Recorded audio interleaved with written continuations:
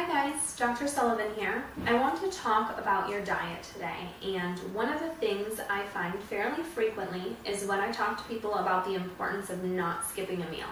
Everyone seems to get it because we've heard about it. They say, yeah, I know that it's bad, it can affect my metabolism, right? And yes, that's true, but it goes a lot further than that. So I want to start off with the morning meal and the physiological response that happens if we miss a meal. We go through the night typically. If you're doing things right, you should have eaten and then given yourself a couple of hours before you go to bed. So maybe you ate at 7 or 8 and you're in bed by 10. If you get up at 6 in the morning, that is an 8-hour fast. So what happens during that time is your body shuts down and all the blood sugar begins to be used up from your last meal, and now your adrenal glands, your stress glands, begin to kick up cortisol. Cortisol acts as a source to help do what the insulin does, and that's drive blood sugar into your cells. So around 3 in the morning, the adrenals are taking on the main load. So in the morning, your cortisol level is way up here. Your adrenals have been running, they're like, I need off. I've been working the night shift and I need off work. Well, the only way they can get off work is if you kick the insulin back in, which means what? You have to eat so that the pancreas can get the food that it needs and the insulin and can start to work properly. So, okay, the adrenals can go home and get some sleep. And then the cortisol begins to drop. Some of you have already had your adrenal panels and you know that there is a circadian rhythm that goes through the day. So if I don't eat my morning meal, I am going to keep my adrenals in overdrive. And if the adrenals are in overdrive, my fight or flight system has been affected in a very negative way, because now I've stressed and depleted the ability to be prepared for a stressful situation.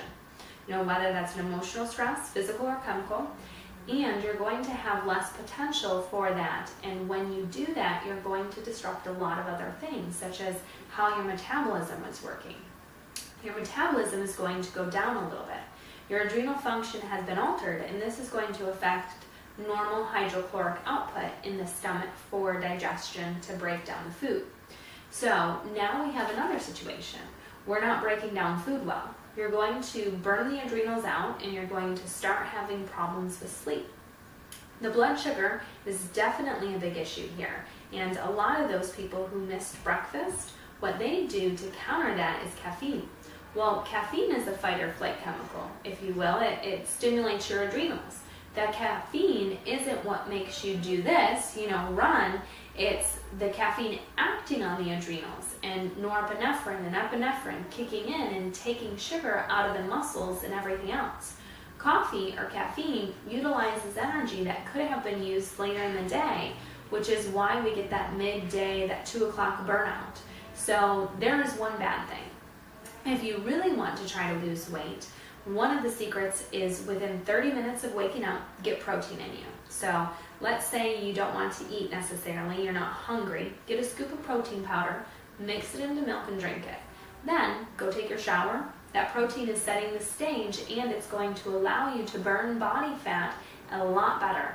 If you're taking a thyroid medication, then you're going to need to take that the minute you wake up and give yourself at least 30 minutes. And then if you just take the protein powder with water, it won't interfere that much. And then of course get ready or whatever. And then you've got almost a full hour before you have to actually bring in a meal or a meal replacement, whether it's a protein powder, vegetable powder, or coconut oil. So there is the importance of the meal. Now, if I let too much time go by before I eat my next meal, more than, say, 5 hours, now your body is going back into starvation mode. Blood sugar is starting to tank, and we have all kinds of abnormal physiology going on with that. And that will cause the body to start to go after the muscle. We don't want that to happen, because the less muscle, the slower the metabolism, and that's not good. We teach you to put the muscle on. So at the very minimum, you have to have 3 meals a day. Try to have those longer than 5 hours apart. If you have a blood sugar problem, you actually want some time in between meals to allow the blood sugar to come down.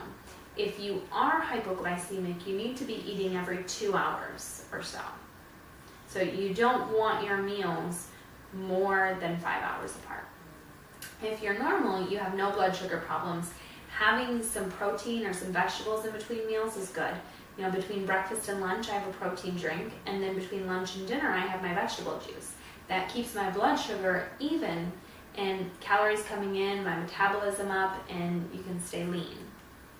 You have, much more clarity and focus by having that. So don't miss your meals. That doesn't mean you're eating more calories. It just means you are separating things throughout the day. So I hope this helps. Be wise, take advice, and we'll see you next time.